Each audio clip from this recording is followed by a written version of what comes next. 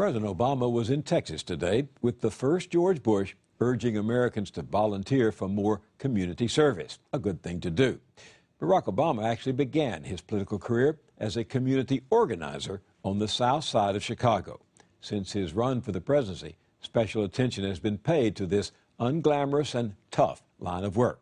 Community organizers go toe-to-toe with the powers that be, and so they're often feared and ridiculed by those who believe America should be run from the top down. Remember last year's Republican National Convention? He worked as a community organizer. What? I guess a small-town mayor is sort of like a community organizer, except that you have actual responsibilities. Despite such rank disparagement, dedicated community organizers never give up. They work at the grassroots to help their fellow citizens stand up for the change needed to improve their lives and their communities. This year on the Journal, we've reported on some remarkable community organizers. In Chicago, we met James Tenwa, speaking out on behalf of low-income workers for better pay and jobs. Abuse of workers, and this is where we draw the line, folks. Today we are witnessing a courageous... In Boston, we saw Steve Meacham organizing neighbors to fight back against the banks and protect their homes from foreclosure. We have intervened in a key arena, which is stopping evictions after foreclosure. And by doing that, we are getting leverage to negotiate good deals with the banks. Half a world away in Liberia, Lema Bowie organized the Women in White. They stood in righteous defiance of violence and war and helped topple a brutal dictatorship.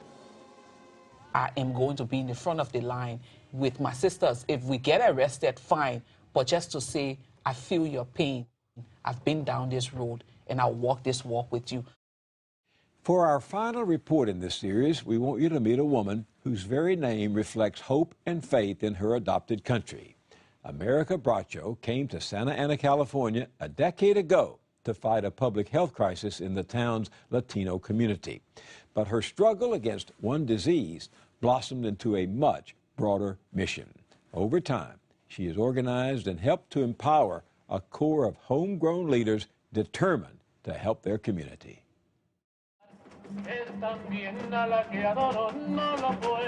If on this bright summer day you were just a passerby, you would never guess that these people are celebrating a dream coming true.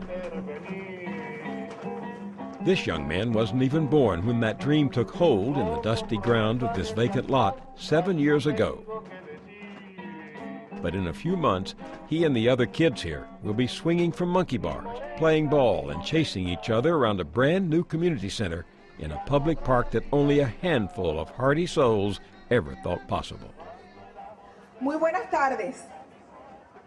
Muy buenas tardes a toda la gente. The creation of this park is only part of our story. Welcome to this park. Welcome to this project. Our story is also about what people can do when they finally find their voice. It's about doing it together so we all can support each other and support our families. Gracias. If you ask me what that lot means, it means you could see it like it doesn't mean anything. It's just a small vacant lot that is going to be a park in an area, in a neighborhood that lacks so much. But you could see it that way. Or you could see it as one major accomplishment for a community that went from not having any voice to getting a park built. Bienvenidos y qué gusto que están aquí. Disfruten mucho y coman mucho y gasten mucha plata para que quieran usar el parque.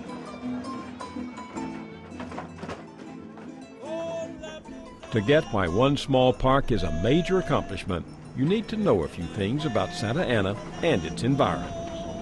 This is Orange County, California, one of the richest spots in the Golden State.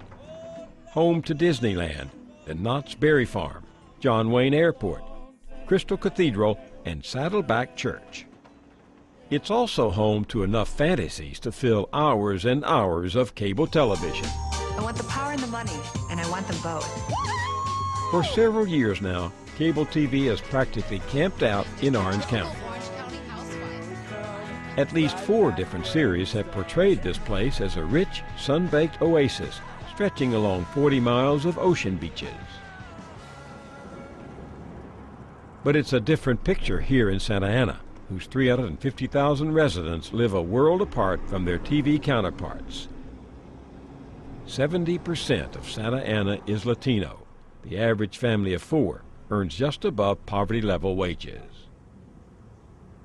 4 years ago, in a national survey of the toughest cities to live in America, a survey that weighed levels of crime, poverty, and disease, Santa Ana ranked #1.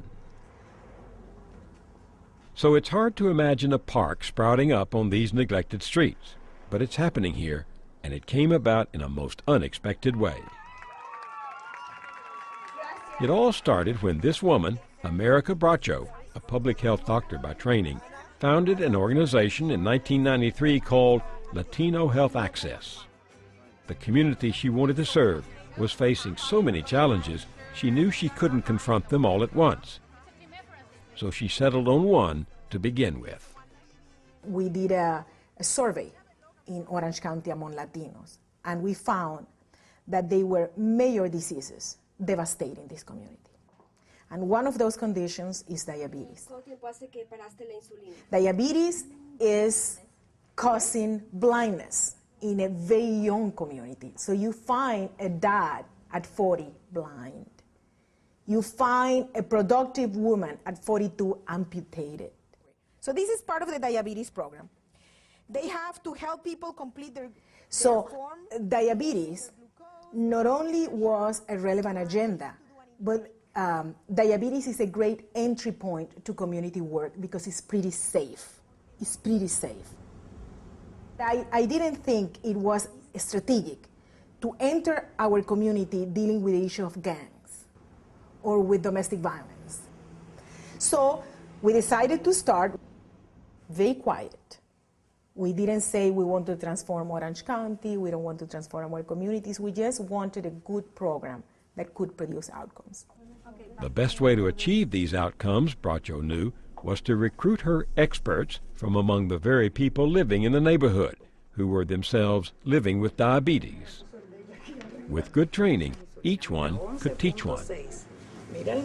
We wanted to use the model of promotores, which are community workers. And these community workers, we wanted to train them to be in charge of the programs. And there is something powerful in having people with diabetes telling another person with diabetes, I was there, I wanted to die. And guess what? Now I learned to manage my diabetes, and I don't want to die anymore. We started teaching classes in laundromats, in garages, in apartments, in churches, everywhere. Thousands of people with diabetes have come through our classes. Excellent clinical outcomes.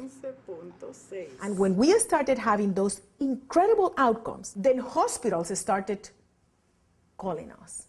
Well, what exactly are you doing that you are having these results? We are not having those results even with our doctors and nurses. Can we talk?